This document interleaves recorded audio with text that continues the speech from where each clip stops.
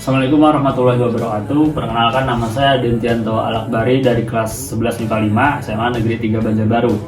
Di sini saya akan mencoba sedikit mereview film dari Negeri 5 Menara yang dirilis pada tahun 2012. Negeri 5 Menara pada tahun 2012 ini ditulis oleh Salman Aristo, dan lokasi syutingnya itu ada di empat tempat, yaitu pertama Pondok Pesantren Gontor di Jawa Timur, yang kedua di London, yang ketiga di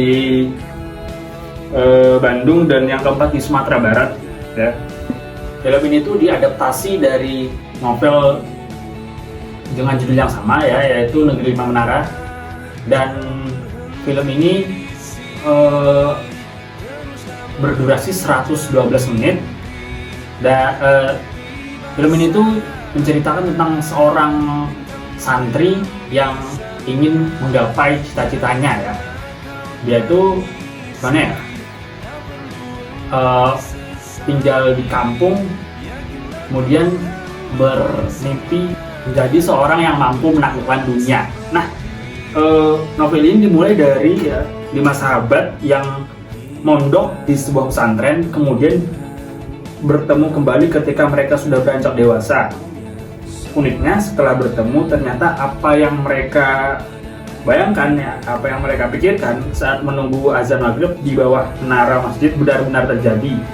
Nah, itu merupakan cuplikan utama, ya, dari cerita novel ini, cerita novel karya Ahmad Fuadi maksudnya. Nah, tokoh utama Ahmad Fuadi yang berperan sebagai Alif ini dalam novel tersebut menceritakan bahwa ia ini tidak menyangka dan tidak percaya bahwa bisa jadi seperti yang sekarang ini. Ya, maksudnya tuh sekarang ini tuh ya gimana ya, jadi itu orang besar gitu. Nah, lanjut. Pemuda kelahiran desa Bayur, Maninjung, Sumatera Barat itu adalah pemuda desa yang diharapkan bisa menjadi seorang guru agama, sama halnya yang diharapkan oleh kedua orang tuanya saja. Ya, tentu saja tidak salah. Sebagai emak atau ibu kala itu menginginkan supaya anaknya menjadi seorang yang ternama, ya, dihormati di kampung seperti seorang guru agama. Tetapi si tokoh Alif ini, saya baca di novel-novel di kelanjutan halaman-halamannya, ya, itu menginginkan bukan hanya bisa bicara agama di kampung-kampung, yaitu ingin juga ke luar kampung, ke kota, atau bahkan ke negeri orang, ya, ke Mesir, ke negeri-negeri orang lah pokoknya.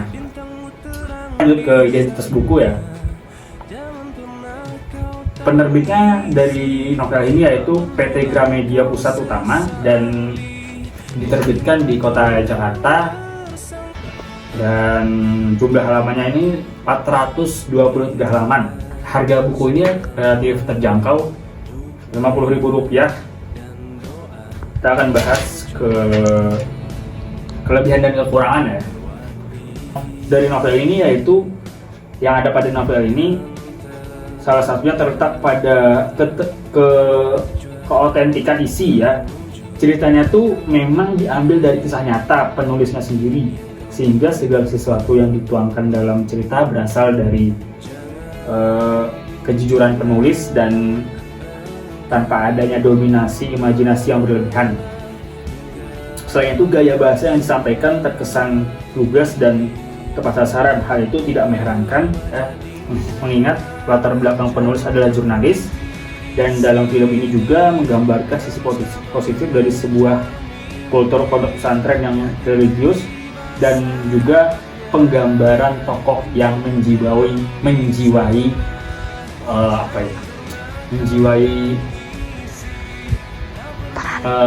perang itu sendiri. Nah, setelah kelebihan kita bahas kekurangan. Jadi kekurangan novel ini terletak pada alur cerita yang datar serta konflik yang kabur. Di sisi lain, penulis ini seolah si Ahmad Fuadi ini, ya, menunjukkan konflik cerita yang lebih ditentukan pada pertentangan batin yang dialami tokoh Alif. Tetapi dalam ekspektasi sebuah karya sastra, konflik yang dirasa tidak pas untuk diusung dalam sebuah novel.